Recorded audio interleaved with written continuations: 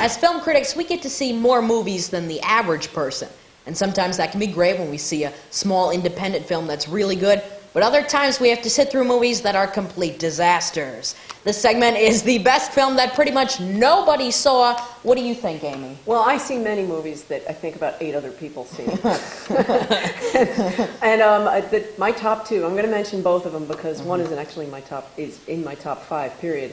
One is Bill Cunningham, New York, which was in my top 5 this year, which is a beautiful documentary, which probably more than 8 people saw, but it's a beautiful documentary about this character who takes photos, fashion photos for the New York Times. Yes. It's a terrific film, terrific.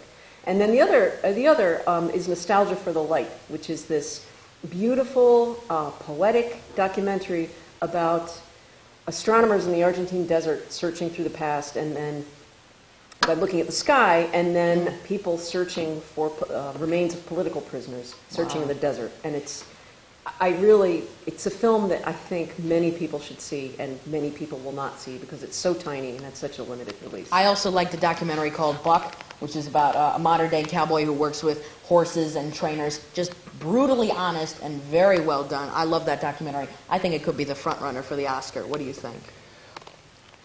My therapist doesn't let me watch documentaries. Well, maybe you wouldn't need a therapist if you watch documentaries. Ouch! I do the fanboy Bombshell. speak much too much, and they. I'd say the artist, except that still has a chance to be seen. Right. Oh, I think people are seeing that. Yes, It's it's growing. Not everybody growing. is seeing it, but Right. people are seeing it. But I think as it gets more and more attention, and as more and more critics talk about this movie, and as it's playing in more and more markets, I'm really hopeful that a lot of people are going to see this. A movie I would also mention is The Big Year, which was, I thought, a very nice little comedy with Steve Martin and Owen Wilson and Jack Black. Yes. It had a dream team comedy cast. And it just bombed.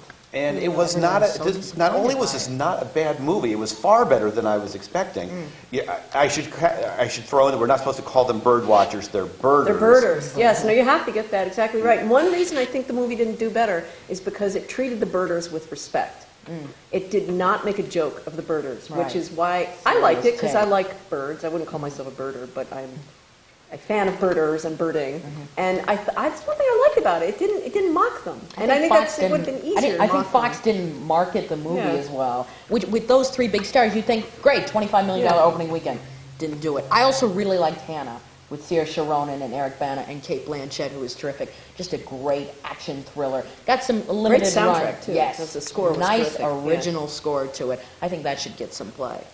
I'd also mention The Lincoln Lawyer, which was not completely unseen. It was a fairly big release. It disappeared, though, very quickly, Yes. and I thought it was going to do better, and I thought that Matthew McConaughey really did a fine job acting, which he hadn't in a long time. This one reminded you how good Matthew McConaughey actually can be. Yeah, in the right role, and that was absolutely the perfect role for him, and it was a really good courtroom thriller, and I don't know why it disappeared.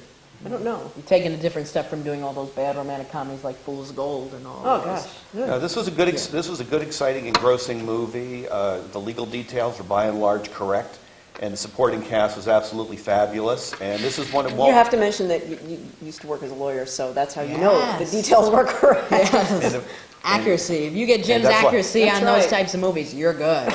Yes. But this is a movie that didn't make a lot of stupid mistakes. It's based on a Michael Connelly novel, and Connelly is one of the best crime writers in America right now. And this is actually, I only found out relatively recently that the character in The Lincoln Lawyer is actually related to his Hieronymus Bosch cop character, who's been around for quite a number of novels.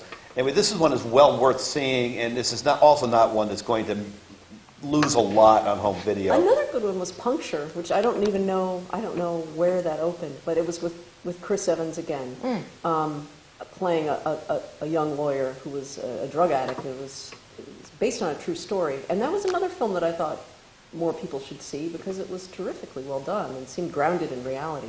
I also liked Unknown with Liam Neeson. I know some people saw that movie, but it didn't do as well as Taken, which had come out a couple years earlier. But I just thought that was so much fun. A thrill ride, really, that movie. So hopefully you'll get to check out a lot of these movies on DVD soon.